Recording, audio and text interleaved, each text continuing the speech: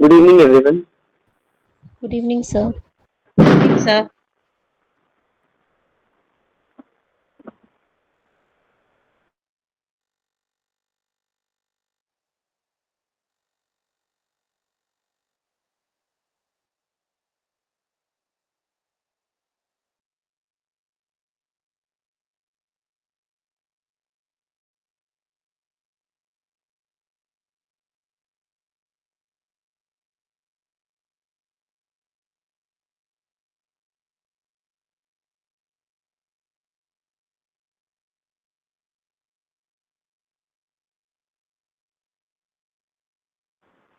So in the previous class, we concluded the concept of function and lambda का use वहाँ पे हम लोग finally देख पाए थे कि how does this lambda operate, how does it replaces a user defined function. Um Today we're going to start a whole new concept that is known as file handling, right?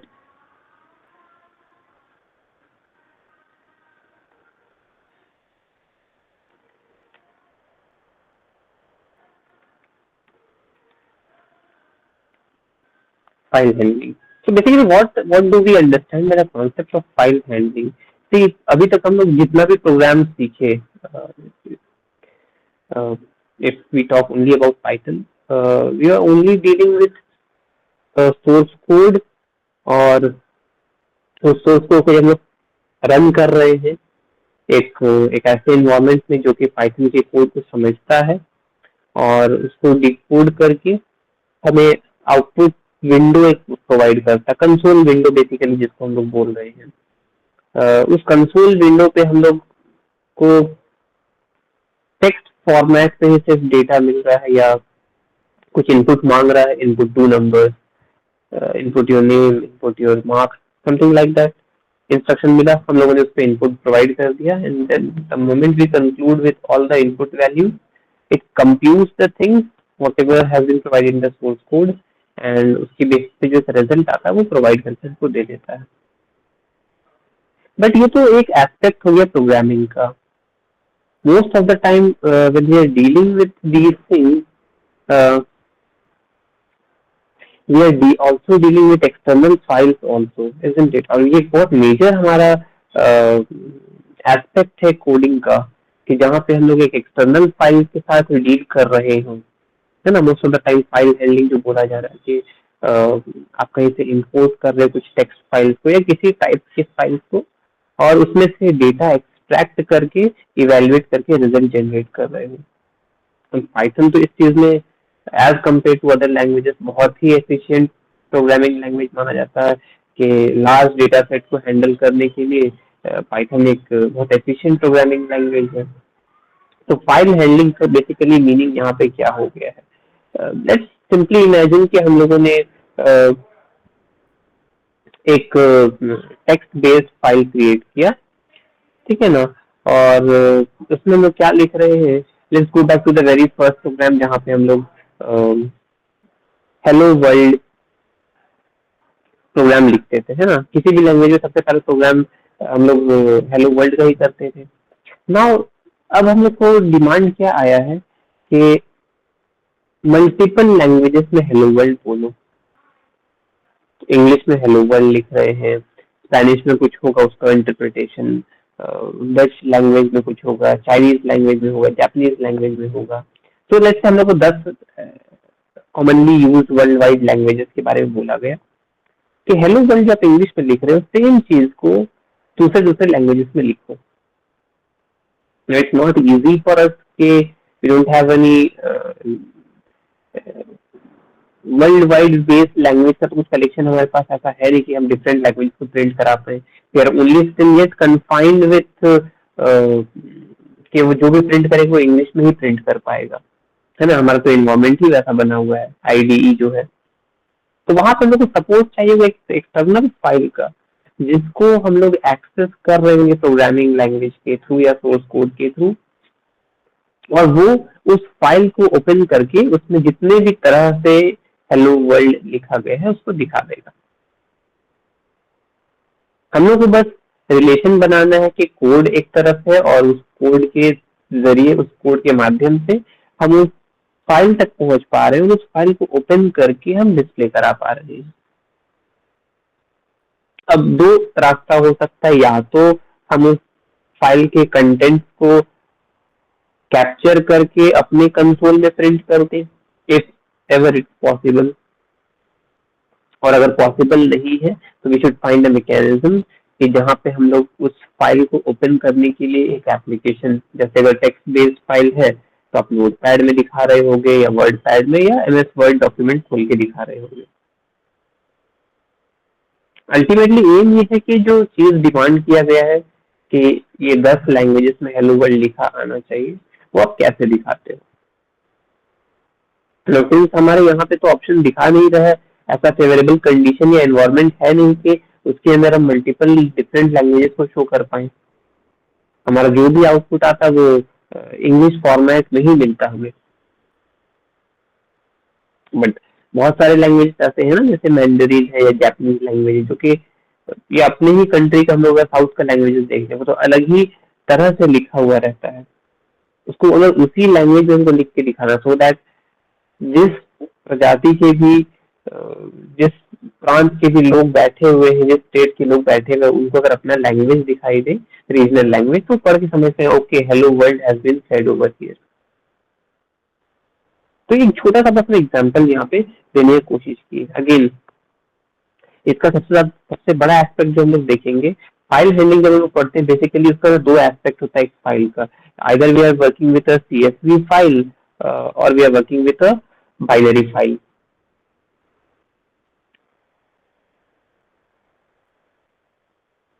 ठीक है, rather हम लोग इसको ऐसे decompose कर सकते हैं कि टेक्स्ट फाइल हो सकता है और बाइनरी फाइल्स होता है। टेक्स्ट फाइल्स के अंदर अगेन डिफरेंट वर्जन हम लोग को मिल जाते हैं। तो बेसिकली फाइल हैंडलिंग वो कॉन्सेप्ट है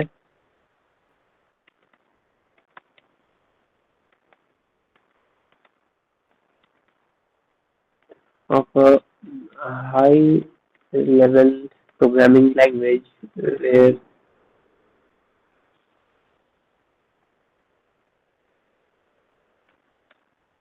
programming language deals with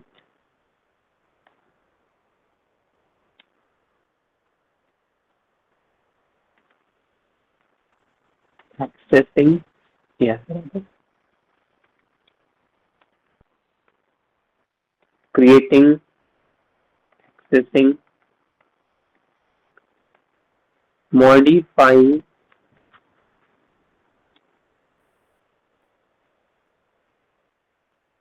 हालांकि दोनों सेम बात है फिर भी लिख देना चाहिए, updating an external file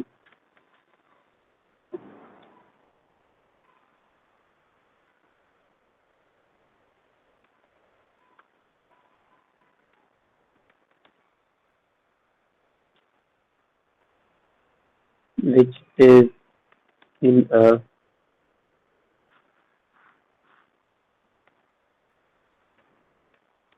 prescribed format.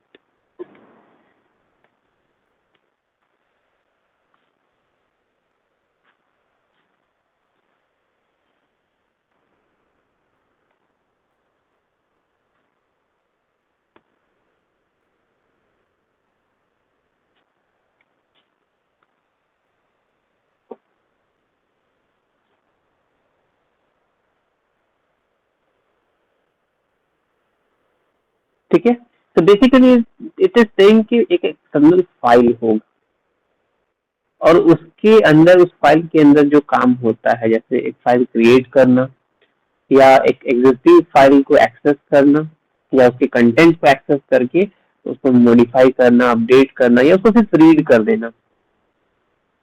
तो बेसिकली दो बात जो यहाँ पे होना चाहिए था,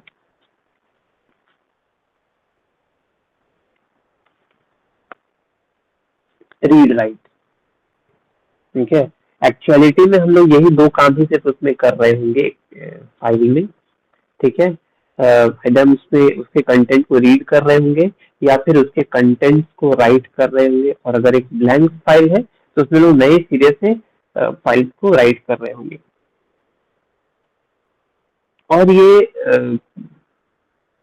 बहुत जेनरिक टर्म में इस बात को हम बोल देंगे अगर ऐसा बोले तो कि रीड कॉन्सेप्ट जो है वो ज्यादा आसान और क्लीन है, ज्यादा कन्वीनियंट है, बिकॉज उसमें आप सिर्फ कंटेंट रीड करने के लिए दे रहे हो, उसमें मॉडिफाई अपडेट या लिखने के लिए नहीं दे रहे हो। बिकॉज रीड करने में क्या है, कुछ एग्जिस्टिंग कंटेंट होगा, आप उसको बस सर्च करके दे दीजिए रीड करो, पढ़ो, देखो। आप उसको कुछ मॉडिफाई अपडेट नहीं करने दे रहे हो, उसको प्रिविलेज नहीं दे रहे हो।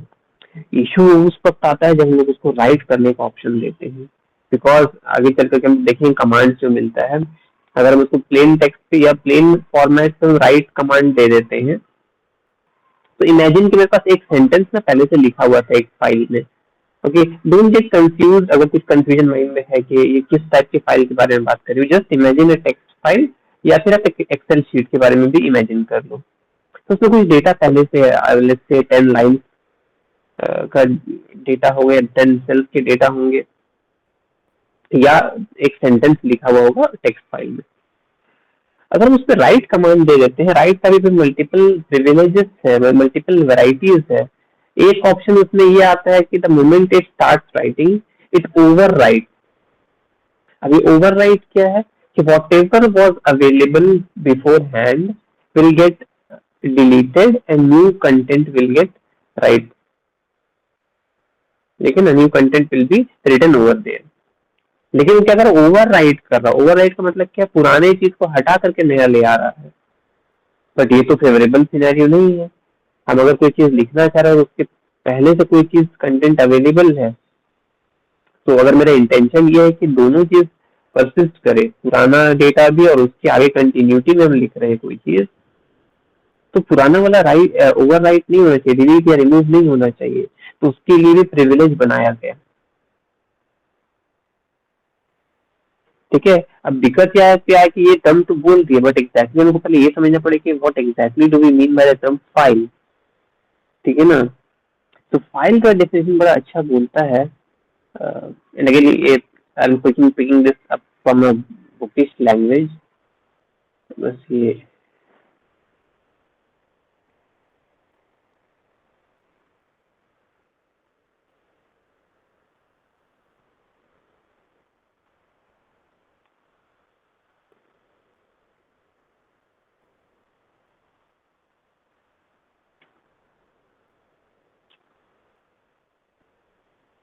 ओके, ठीक है, हम तब तक डिक्टेट ही कर दे रहे हैं क्या चीज।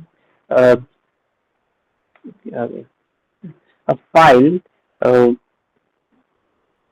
can be defined as simple as a bunch of bytes।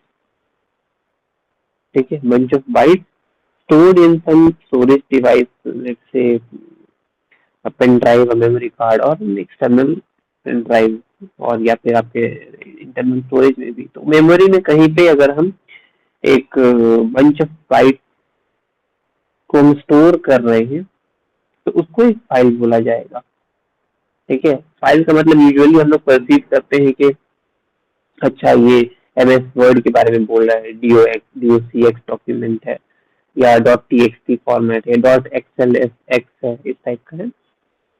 Usually पहला दो तीन यही माइंड में आता है। इफ नॉट देन आगे अगर बढ़ेंगे तो dot GPG, dot JPEG, dot GIF, dot PNG images से रिलेटेड है, डॉट एमपी4 है, डॉट एमपी3 है, ऑडियो वीडियो से रिलेटेड है ये सारा। देन वी हैव, तो इतना सारा एक्सटेंशन हम लोग को मिलता है, समझ में आता है कि अच्छा बहुत सारा तरह तरह का फाइल हो सकता है। लेकिन ये फाइल का बहुत अच्छा सिंपल सा डेफिनेशन क्या बोल रहा है कि डोंट गेट कंफ्यूज। यहाँ पे फाइल को अगर लोग बोल रहे हैं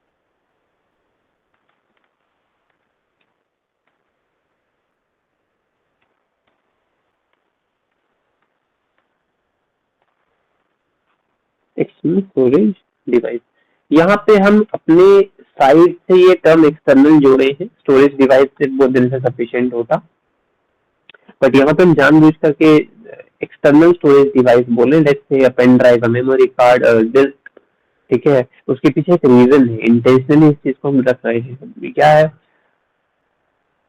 let's say I create a file in my own laptop और डेस्कटॉप, और हम उस फाइल को वहां पे किसी ड्राइव, किसी फोल्डर में डाल देते हैं या डेस्कटॉप पे छोड़ देते हैं।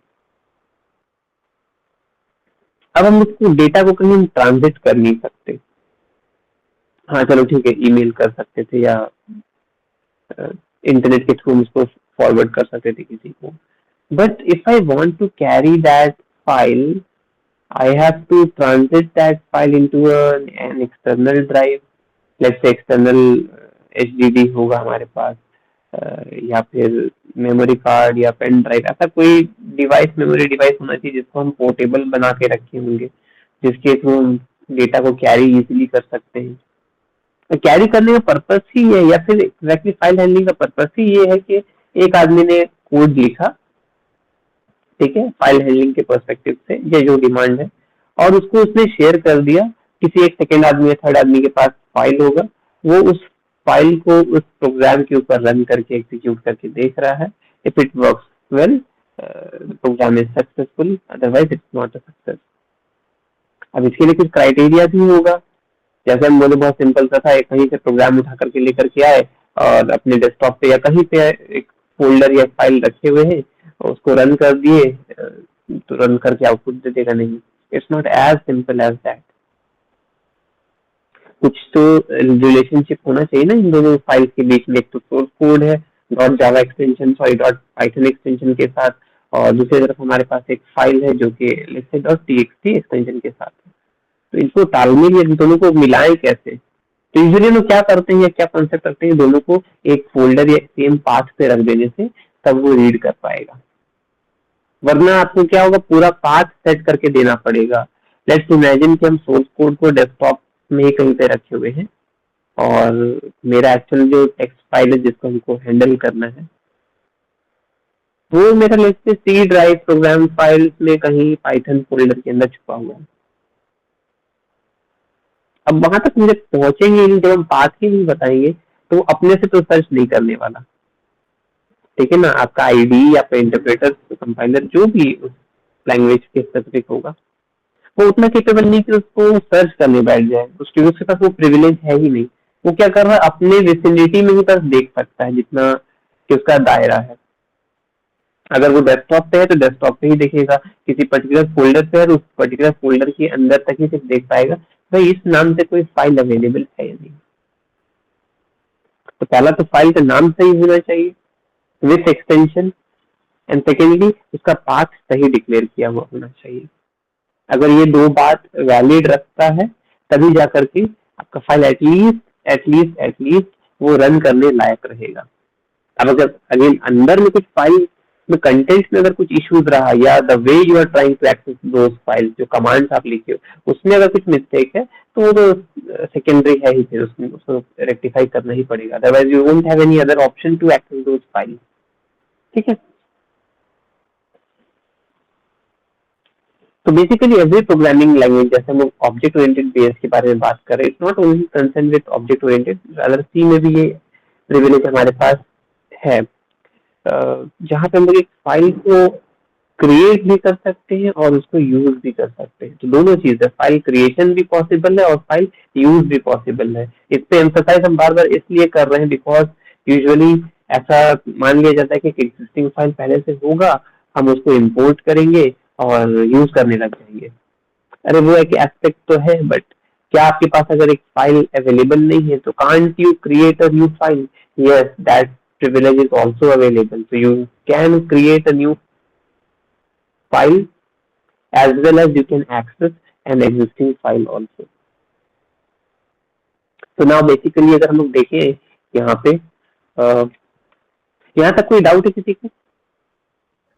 No, sir. ठीक है ना। हाँ, एक पहले से मैं एक प्रिकॉशन यहाँ पे थ्रो इन कर देना चाह रहे हैं। फाइल हैंडलिंग का कोड हम भले यहाँ पे लिख पाएंगे, लेकिन उसको हम लोग एग्जीक्यूट नहीं कर पाएंगे यहाँ पे, because I am working on an online interpreter. Interface जो है मेरा ऑनलाइन है, ये एक्सेस नहीं कर पाएगा, सर्वर से पिक करने चला जाएगा, उसको नहीं मिलेगा एड्रेस, वो मेरे लोकल सिस्टम को एक्सेस नहीं कर सकता है। इसके लिए आपको पाइचार्म या पाइथन का जो भी आईडीई है आज के टाइम में बेहतर, उसको यूज करना पड़ेगा। So if you all have the interface available with you, IDE अगर है आपके पास, पाइचार्म है या anaconda, whatever you have, spider पे अगर काम कर रहे हो, ठीक है, पाइचार्म, स्पाइडर, ये सब बहुत ही क्या बोले हम इसको, बहुत ही प्रैक्टिकल इंटरफेसेस हैं, आईडीज हैं। Most of the time users जो है, डेवलपर्स जो इन पे ही काम करते हैं। So if you have not yet downloaded or used any of the Python interpreter or interface, these two are the mostly highly recommended one. Spider ले सकते हैं या फिर PyCharm को यूज कर सकते हैं, ठीक है। तो उसके बिना नहीं हो पाएगा, मतलब सिर्फ थ्योरी कोड तक समझ पाएंगे। डेटा फाइल, ठीक है ना, डेटा फाइल, वेलकम टू, है क्या चीज डेटा फाइल? बेसिकली किसको बोलते हैं? ऐसा कोई भी फाइल आप स्टोर कर रहे होगे जो एक स्पेसिफिक एप्लीकेशन के द्वारा ही एक्सेस होता हो, जैसे डॉट एक्सएल एसएक्स फाइल, मतलब एक्सेल एप्लीकेशन के थ्रू ही खुल पाएगा।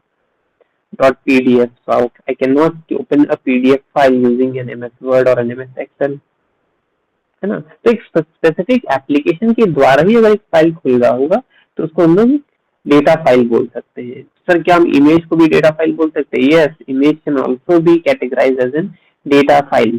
डेटा फाइल बस ये मतलब नहीं कि कुछ थ्योरी या कुछ टेक्स्ट लिखा हुआ होगा, ठीक है ना, ये चीज है। डेटा फाइल को अगर हम देखते हैं, इसको दो तरीके से कंसीडर किया जाता है, या दो तरीके से स्टोर भी किया जा सकता है। First one is your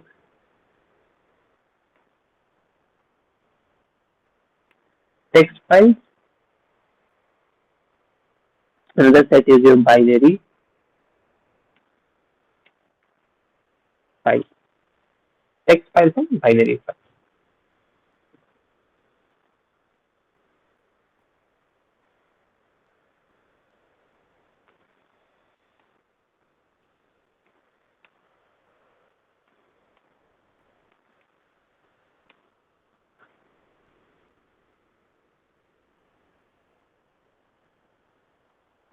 Now, if we're talking about text files, a text file basically is capable of storing content in the form of Unicode characters or ASCII code characters, है ना। जैसे हम अपना नाम लिखे या ग्रुप ऑफ स्टूडेंट्स का name लिखते हैं या कुछ पैराग्राफ पैसेज लिख रहे हैं, ठीक है।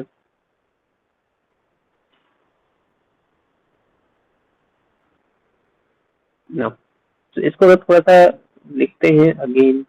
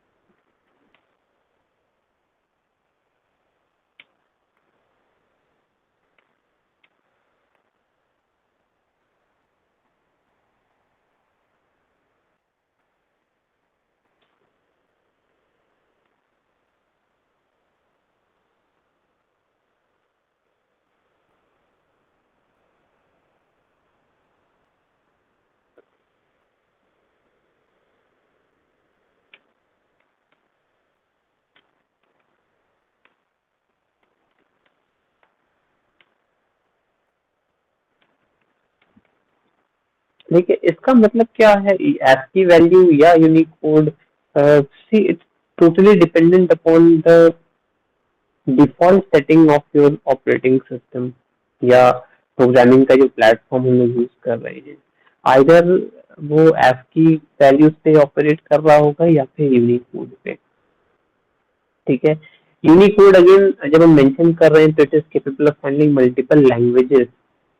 ASCII कोड बोले तो वो सिर्फ A to Z in upper case, A to Z in lower case and numeric values जो है उनको रख रहा है।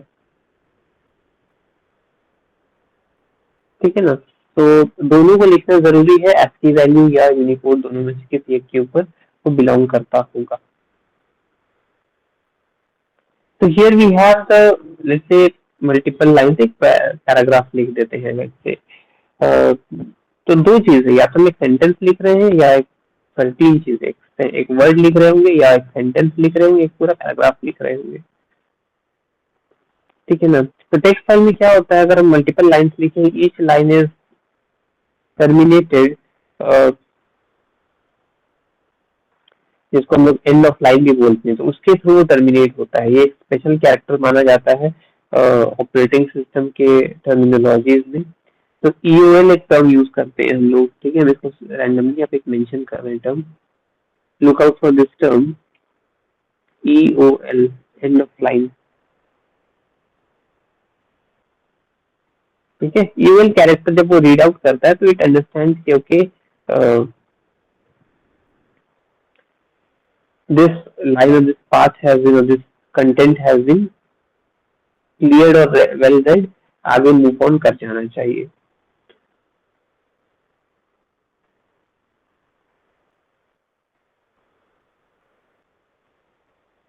अब इसको हम लोग पाइथन में कैसे रिप्रेजेंट करते हैं, तो एंड ऑफ लाइन के लिए हमारे पास कुछ तो कैरेक्टर दिया हुआ, जैसे हम लोग \n यूजुअली यूज करते थे, है ना। सी में भी यही चीज देखी है, तो पाइथन में भी वही चीज है, either we are going to use \n, ठीक है ना, या फिर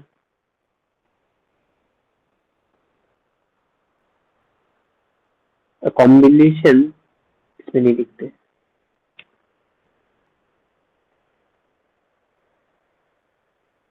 \r and \n।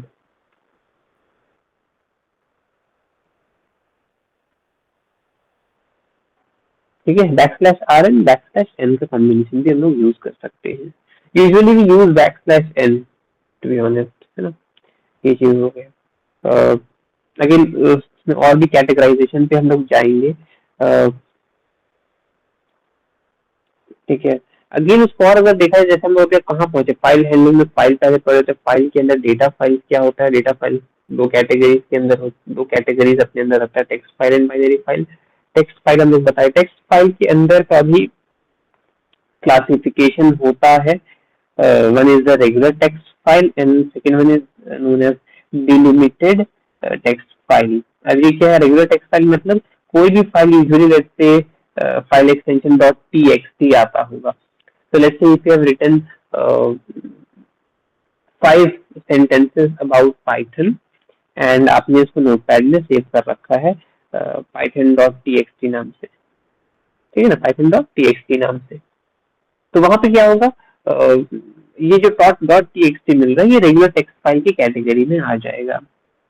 ओके, ना ये कैटेगराइज करना बहुत इंपॉर्टेंट है, because the way language picks up these files and उसके कंटेंट को रीड करता है या डिस्प्ले कराता है, वो बहुत इंपॉर्टेंट है। इट्स नॉट लाइक कि whatever has been written in a text file, और जिस तरह से उसको हम लोग रेप्लिकेट कर रहे हैं, दिखा रहे हैं, विजुअलाइज करा रहे हैं, क्या सेम वे में एक MS एक्सेल का सेट ऑफ डेटा भी वैसा ही दिखाई देना चाहिए? नहीं, डिफरेंसेस हैं। ठीक है, क्लियरली डिफरेंसेस है। एक जगह आप मल्टीपल सेंटेंसेस लिख रहे हो, एक जगह पे आप इंफॉर्मेशन जो है उसको टेबुलर फॉर्म में लिख रहे हो इन टर्म्स ऑफ सेल्स, है ना। तो दोनों डिफरेंट टाइप्स के इनपुट्स हैं या डेटा है, दोनों को अलग अलग तरीके से ही विजुअलाइज करना चाहिए। ओके, तो ये एक हो गया रेगुलर टेक्स्ट फाइल। हमारा दूसरा डिलिमिटेड टेक्स्ट फाइल क्या होता है। बेसिकली आप डेटा लिख रहे हो, फाइल में कंटेंट लिख रहे हो, एंड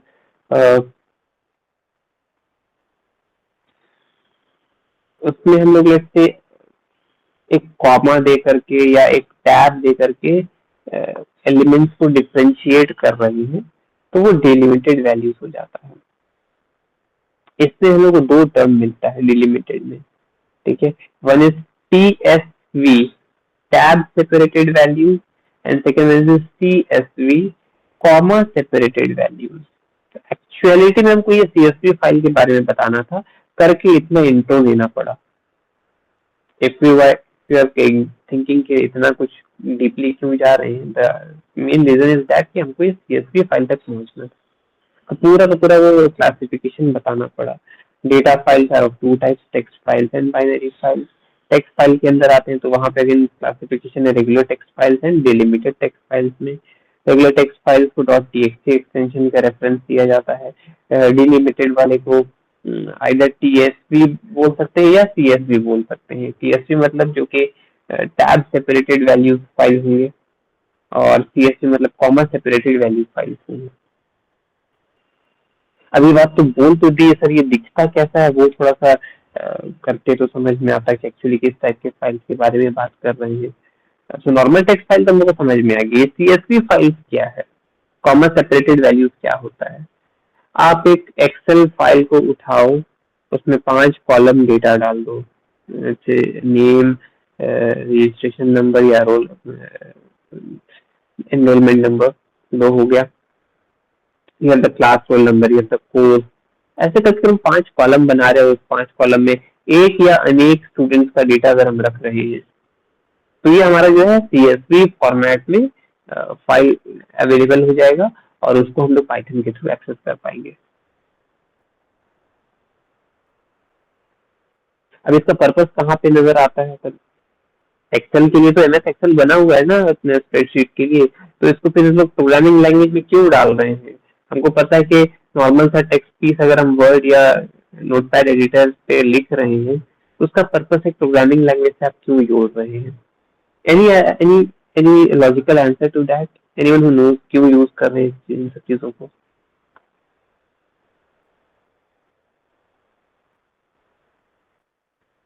सर जैसा आपने शुरू में कहा कि फाइल हैंडलिंग जो हम लोग कर रहे हैं, तो पाइथन प्रोग्रामिंग के थ्रू एक्सटर्नल फाइल को हम लोग कैसे एक्सेस कर पाएंगे? तो अगर एक्सेल का फाइल है, उसको अगर हम पाइथन के थ्रू एक्सेस करना चाहते हैं, तो इसीलिए हम लोग तो सर ये सब पढ़ रहे हैं। अदरवाइज जैसे एक्सेल का फाइल, वो एक्सेल स्प्रेडशीट यूज कर लेगा, तो उसमें किसी ऐसे हाई लेवल प्रोग्रामिंग लैंग्वेज का तो वहाँ जरूरत नहीं पड़ेगा। बट ये तो एक हुआ है, रियल लाइफ एग्जांपल बताइए जहाँ पे वाकई इसको यूज करते होंगे या किए होंगे या देखे होंगे।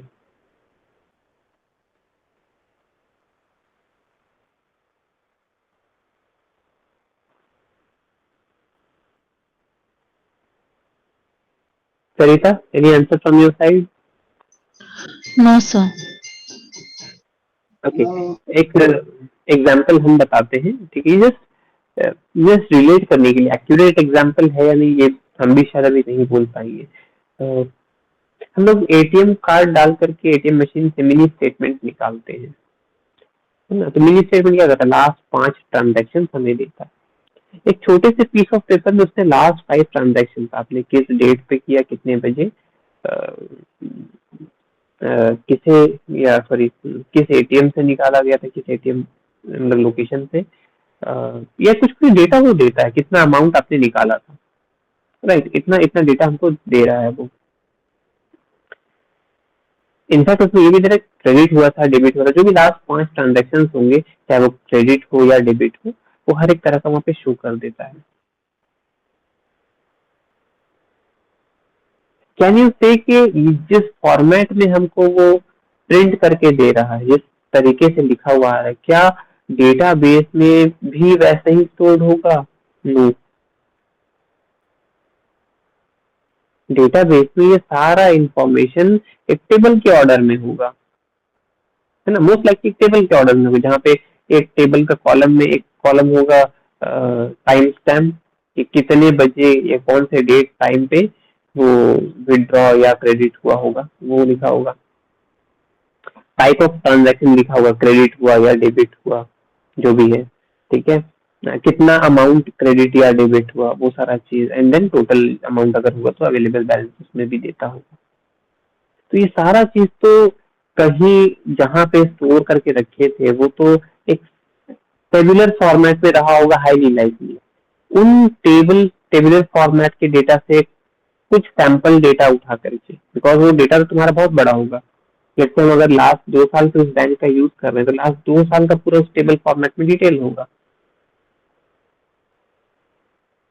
सो it's very difficult to correct the information. तो वो क्या कर रहा है, इससे लास्ट का 5 उठा रहा है, उसको एक फॉर्मेट में रख रहा है और प्रिंट कर दे रहा है। अगेन कोई एक ऐसा एप्लीकेशन आप लोग देखो जहाँ पे जैसे ओवर द इंटरनेट है ना, हम लोग प्रीवियस ईयर क्वेश्चन पेपर कहीं से डाउनलोड कर रहे हैं, क्वेश्चन बैंक डाउनलोड कर रहे हैं, असाइनमेंट डाउनलोड कर रहे हैं, या फिर एक क्वेश्चन टीचर ने दिया उसको बना करके हम लोग ओवर द इंटरनेट अपलोड कर रहे हैं कहीं पे। अब हम अगर मान लो एक लिंक क्रिएट कर देते हैं और शेयर कर देते हैं आप दोनों के साथ कि ये रहा गूगल क्लासरूम का लिंक, आप लोग अपना असाइनमेंट या होमवर्क इसी पे सबमिट करेंगे, या फिर हम अपने ड्राइव से एक्सेस दे देंगे कि ड्राइव में फोल्डर बन गया है, आप सभी स्टूडेंट उसमें अपना डेटा डालोगे।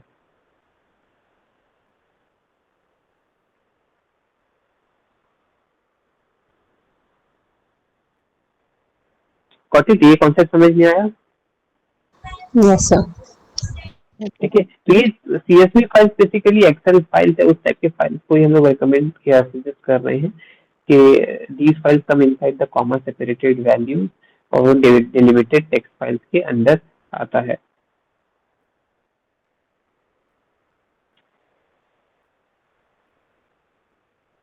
अब अगर सिर्फ एग्जाम्पल दे दें, ठीक है, शायद बेहतर तरीके से रिलेट कर पाए हम लोग। नॉर्मल टेक्स्ट है ना, नॉर्मल टेक्स्ट अगर हम लिख रहे हैं,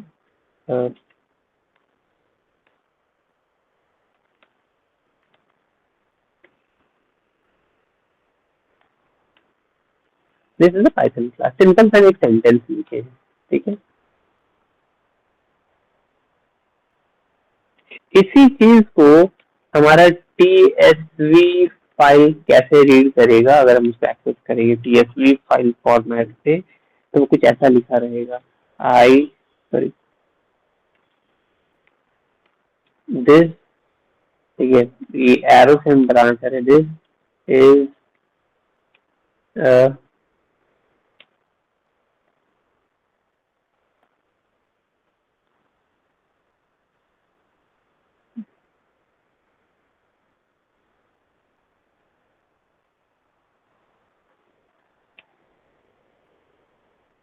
कुछ इस तरह से दिखाई दे रहा होगा, ठीक है।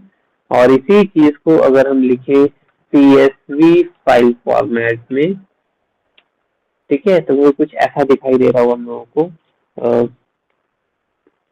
This comma is comma a comma Python comma class, ये रहा एक्चुअल डेटा था पहला वाला। उसको अगर हम TSV फाइल के फॉर्मेट में देख रहे हैं तो उसमें डिलिमिटर्स लगा करके वो दे रहा है हम लोगों को, और CSV फाइल से जब देख रहे हैं तो कॉमा सेपरेटेड वैल्यूज बोलते हैं बेसिकली, है ना। वो टैब सेपरेटेड वैल्यूज था, तो टैब कैसा दिखाई देगा एक्चुअली में कुछ, ये एक्चुअली टैब की जगह हमको ये देना चाहिए, ये बेहतर देगा, इसे प्रेस टैब, तो एक्स्ट्रा अमाउंट ऑफ स्पेस जो कैप्चर होता है वो है हमारा यहाँ पे tab tab tab,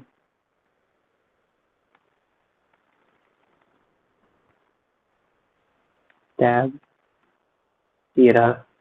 this is the difference that you can सी।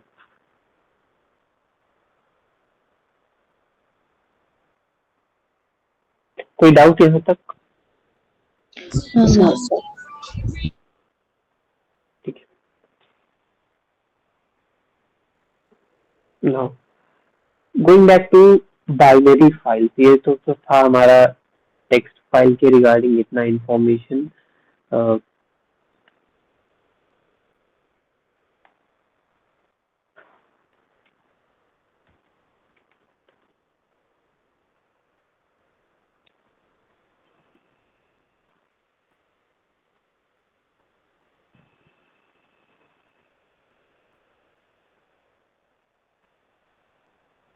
तो जैसे टेक्स्ट फाइल के बारे में बोला गया कि वो आइदर ASCII कोड या यूनिकोड फॉर्मेट या कैरेक्टर्स के फॉर्मेट में स्टोर करता है। बाइनरी फाइल्स जो है वो वैसे फाइल्स हैं जो स्ट्रीम ऑफ बाइट स्टोर करते हैं, ठीक है ना, स्ट्रीम ऑफ बाइट्स, वो बिट्स बाइट्स वाला जो कॉन्सेप्ट हम लोग जानते थे। तो एक मेमोरी में इंफॉर्मेशन जैसा हम लोग स्टोर कर दे रहे हैं, जिस ऑर्डर या जिस फॉर्मेट में हो रहा है उसी फॉर्मेट में वो स्टोर करके रखता है उस चीज को।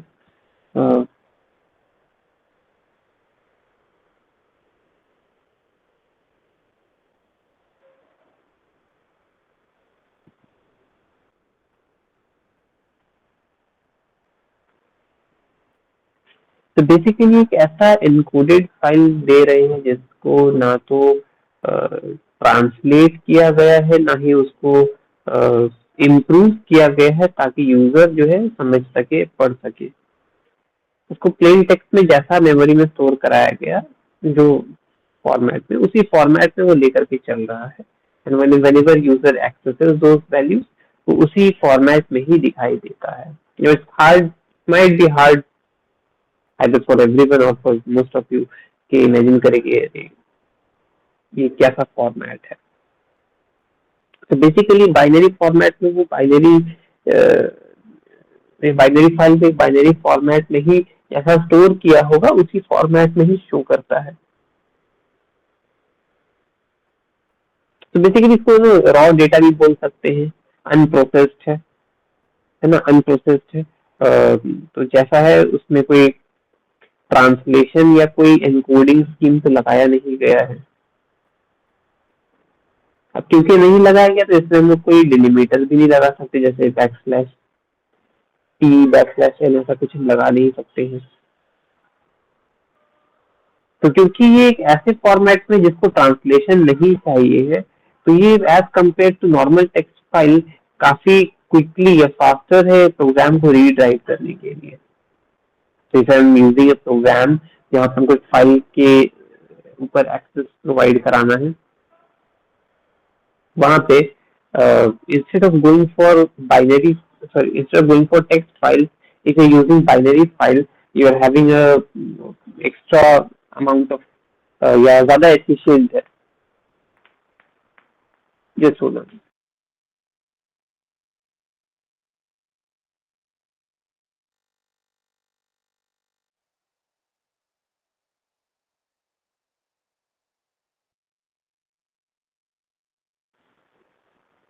ओके, तो बेसिकली अगर ऐसा है तो इसको यूज क्यों करें बाइनरी फाइल को? अगर आपको सिर्फ प्रोसेसिंग के लिए चाहिए, कुछ फाइल्स होते हैं जिसमें सिर्फ प्रोसेस करने के लिए यूज करते हैं, यूजर को रीड राइट में कुछ अभी अगर नहीं करना है, मतलब यूजर अपने पढ़ना नहीं चाह रहा है, उसमें सिर्फ उसको प्रोवाइड करा रहा है किसी एक्सेलरेटेड वर्क के लिए, तो वहां पे बाइनरी फाइल हमारा ज्यादा बेहतर होता है। तो वैसे कोई भी नॉन टेक्स्ट फाइल अगर हम देख रहे हैं एक्सटेंशन, तो उसको हम बाइनरी फाइल के अंदर दिखा सकते हैं। मोस्ट लाइकली हमारा जो जावा में लोग देखते थे, बिन फोल्डर आता था, है ना, वो बाइनरी डॉक्यूमेंट्स वहां पे विथहेल्ड करता था। पाइथन के रेफरेंस में भी हम लोग को देखना पड़ेगा कि बाइनरी फाइल्स को कोई स्पेसिफिक फोल्डर बताया गया है जहाँ पे वो स्टोर होता है। तो वहां से हम लोग एक रेफरेंस पिक कर सकते हैं, क्योंकि this type of file is known as binary file. It's hard to visualise और इमेजिन अगर हम लोग इनिशियल नहीं देखेंगे तो। टेक्स्ट फाइल तो जानते हैं, CSV फाइल जानते हैं, एक्सेल पे काम किए तो समझ में आ रहा, विजुअलाइज कर पा रहे हैं। ओके, तो nothing to worry about it. ये बाइनरी फाइल का भी एक्सटेंशन पे हम कुछ काम देख पाएंगे, ठीक है। अभी एटलीस्ट इतना डिफरेंसेस समझ में आया, फाइल्स होता क्या है, फाइल हैंडलिंग क्या है। Yes sir.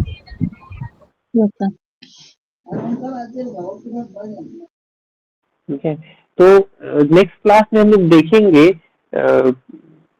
फाइल को एक्सेस किस किस तरीके से किया जा सकता है पाइथन में। How to open a file, how to read और extract data content from a file, how to update a file, different हमारे पास जो मोड्स अवेलेबल हैं, उनको हम लोग देखेंगे, फाइल को क्लोज कैसे करते हैं, ये सारा कमांड्स देखेंगे और कोशिश करेंगे आप लोग सब कोई कि आपके सिस्टम में अगर एक आईडी अवेलेबल हो तो बेसिस हम लोग एक प्रोग्राम को एटलीस्ट प्रैक्टिकली रन करके देख पाए। I will provide you the steps how to work with separate या एक एक्सटर्नल फाइल, और उस फाइल को क्रिएट करके हम लोग कमांड्स लिख करके दे देंगे और फिर just run on your system और वो रन कर जाएगा। ठीक है, तो यही पे रुकते हैं, नेक्स्ट क्लास में फिर हम लोग इसको कंप्लीट कर लेंगे। तो हमारा आई थिंक फाइल हैंडलिंग भी नेक्स्ट 2 क्लासेस में कंप्लीट हो जाएगा। ठीक, thank you. Okay, sir. Thank you, sir.